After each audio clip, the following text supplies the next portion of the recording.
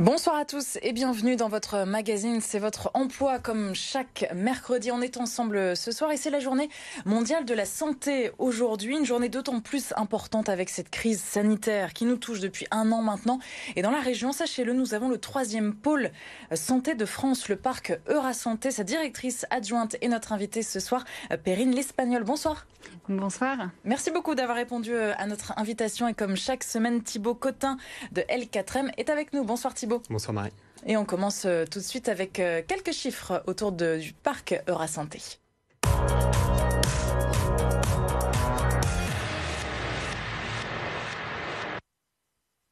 C'est le plus grand campus hospitalo-universitaire d'Europe avec 170 hectares, 32 000 emplois industriels à l'échelle de la région. Et à retenir aussi cet investissement d'1 milliard d'euros pour la création de 2000 emplois en 2021. On va revenir bien sûr sur ces 2000 emplois avec vous. Mais pour planter un petit peu le décor, pour commencer, Perrine L'Espagnol, le parc Eurasanté, on fait bien la différence avec le CHU de Lille, hein, rien à voir. Oui, tout à fait. Le parc Eurasanté regroupe en fait 170 entreprises qui travaillent chaque jour pour créer, innover et proposer demain aux patients et aux soignants des nouveaux produits, des nouveaux services du coup pour la santé.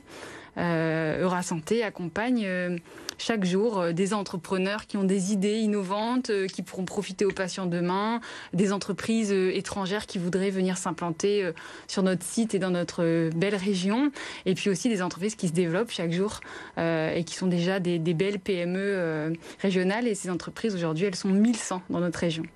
Donc du coup, Eurasanté, au sein du réseau, de la filière, il y a des grosses entreprises, des multinationales, et il y a aussi des start-up. Tout à fait. En fait, il y a des grosses entreprises en santé et nutrition. On peut citer Roquette, Le Safre, on peut citer Bayer Schering Pharma, on peut citer Rotender Pharma.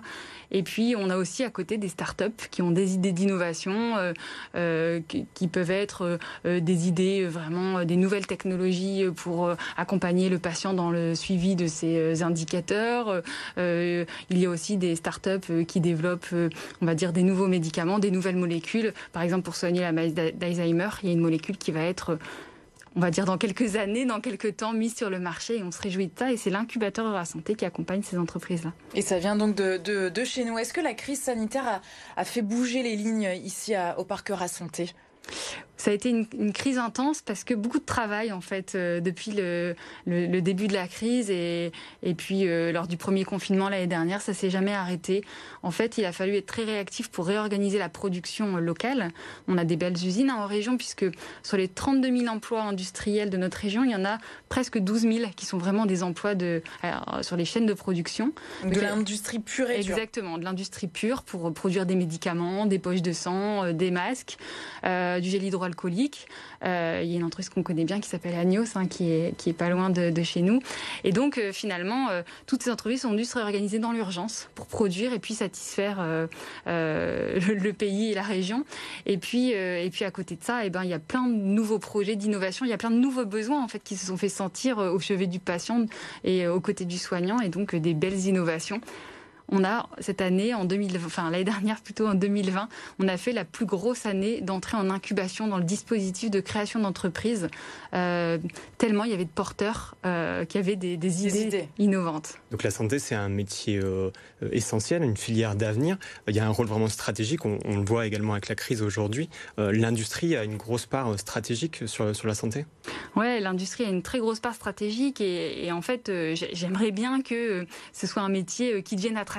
Je sens que c'est en train de le devenir, peut-être qu'on peut se dire que la crise a changé ça, mais c'est vrai que le métier de soignant est un métier difficile, mais c'est un métier noble puisque c'est un métier qui permet d'accompagner le patient, mais être dans l'industrie et contribuer à la production de médicaments, c'est moins noble. On a l'impression qu'on est finalement en back-office, alors que nous on a créé un projet pour créer de l'attractivité dans ce secteur-là qui est une chance pour soigner. Finalement, c'est une autre vocation. pour contribuer aux soins. Et donc les exemples d'emplois en recrutement, là actuellement, on parlait de 2000 emplois pour 2021, c'est essentiellement dans l'industrie, c'est ça? Vous avez des exemples? Ouais, c'est essentiellement dans l'industrie. Il y a des entreprises, par exemple, il y a une entreprise du sud de la région qui produit des capuchons en fait, pour mettre sur les vaccins. C'est une entreprise à l'origine du caoutchouc et finalement qui contribue au quotidien aux soins et à la santé. Et cette entreprise, elle recrute dans les 3 prochains mois 50 postes de production pour enfiler les capuchons, on va dire couler le caoutchouc, etc., le plastique, et pour du coup augmenter les cadences de sortie des produits. Et on entend beaucoup parler aujourd'hui de e-santé, de silver economic, c'est les tendances de la filière santé pour les années à venir? Oui, tout à fait. Ça, c'est quelque chose qui est une tendance qui a quelques années, au-delà de la crise sanitaire.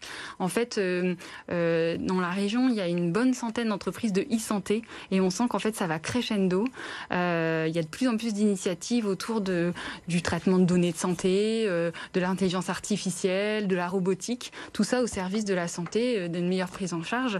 Et puis, à côté de ça, il y a en effet la silver economy, qui est finalement le développement d'une économie pour mieux accompagner les personnes en perte d'autonomie, pour accompagner le bien vieillir, comme on dit. Il y a une forte demande. Il y a aussi des choses qui ont été mises en place au niveau de l'assurance maladie pour mieux prendre en charge les mutuelles, les prévoyances, la CARSAT se mobilise pour mieux prendre en charge ces aides. Forcément, les entreprises, elles ont plein d'idées à proposer et elles se développent vite grâce finalement à toute cette demande. On parlait aussi de relocalisation avec cette crise sanitaire. Est-ce que l'État est au rendez-vous pour acheter ce qu'on fait chez nous dans la région? Alors c'est une bonne question. L'État est au rendez-vous pour investir et ça c'est clair qu'il y a beaucoup d'investissements, 1 million d'euros d'investissements, on le disait, qui ont déjà été engagés pour nos entreprises régionales pour contribuer aux 2000 emplois. Par contre, comment on va faire demain? Parce que, à ma connaissance, finalement la législation sur les achats hospitaliers n'a pas changé. Et ben, demain on achètera toujours au plus bas prix et du coup que feront nos industries régionales? Sur quoi par exemple? Par exemple, sur des masques, si on achète au plus bas prix, finalement, comment feront les entreprises françaises qui ont relocalisé, qui ont remis en place une chaîne de production? Ça va être une vraie question à traiter dans les prochains mois. Donc il y a une vraie logique à mettre en place sur produire local, mais aussi acheter local. Exactement. Mais aujourd'hui, on n'est pas encore arrivé à ça. Oui. Sur le long terme, vous espérez que l'État soit au rendez-vous pour il y a encore de l'emploi à créer chez nous?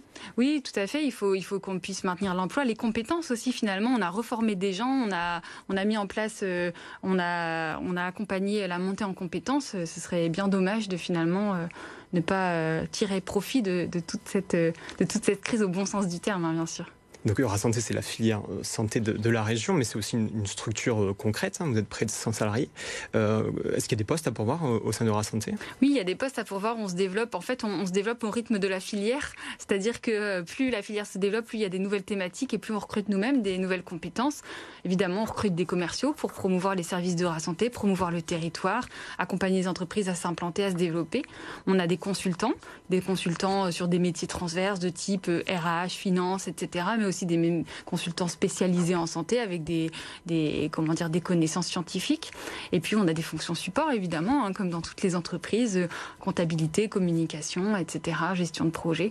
Et donc on recrute, et en ce moment même on recrute, on a des postes ouverts. Vous parlez d'accompagnement d'entreprise, ça se caractérise comment, c'est-à-dire au quotidien et concrètement?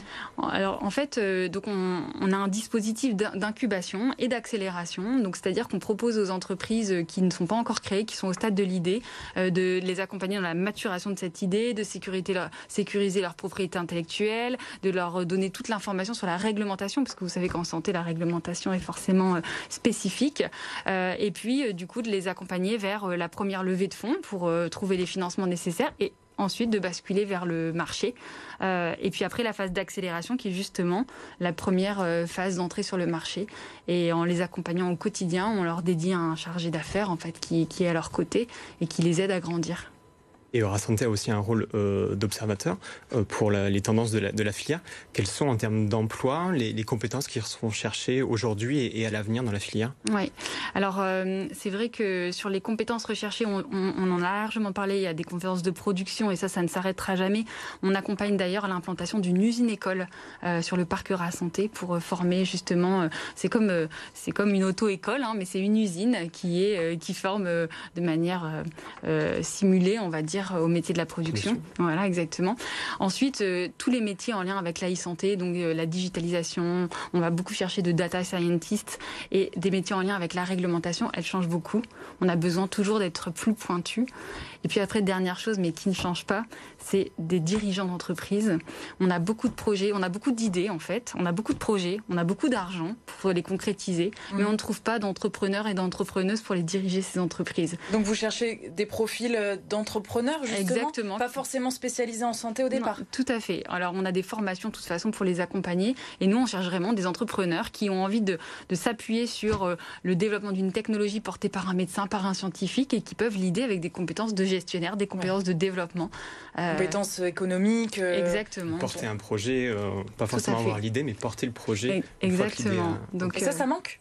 Ça manque cruellement. Pourtant, dans la région, il y a de nombreuses écoles, on est plutôt bien formés à ça. Tout à fait. Donc, on tisse beaucoup de liens avec les écoles pour favoriser l'entrepreneuriat. Par exemple, chez les étudiants, on a créé une CEO Academy, ce qu'on appelle pour les dirigeants d'entreprise. On met plein de choses en place, mais surtout, il ne faut pas hésiter à nous contacter. On fait des mariages, comme on dit, entre un projet et un porteur. Bon, le message est passé. Justement, on rappelle le site internet. Si vous êtes intéressé à la maison par cette filière santé, vous l'entendez, beaucoup d'opportunités. Emploi by eurasanté.com, c'est le site internet, donc vous avez toutes les informations. Merci beaucoup Perrine L'Espagnol, directrice adjointe d'Eurasanté, d'avoir été notre invitée ce soir. C'était un plaisir, merci à vous, bonne soirée. Merci et Thibaut, à la semaine prochaine pour un nouveau numéro de C'est votre emploi. On se retrouve bien sûr demain, jeudi, comme chaque semaine pour votre magazine Santé. Nous recevons Anne-Christelle Reims, directrice de l'IME d'Annelin, qui accompagne 40 enfants qui ont des troubles autistiques.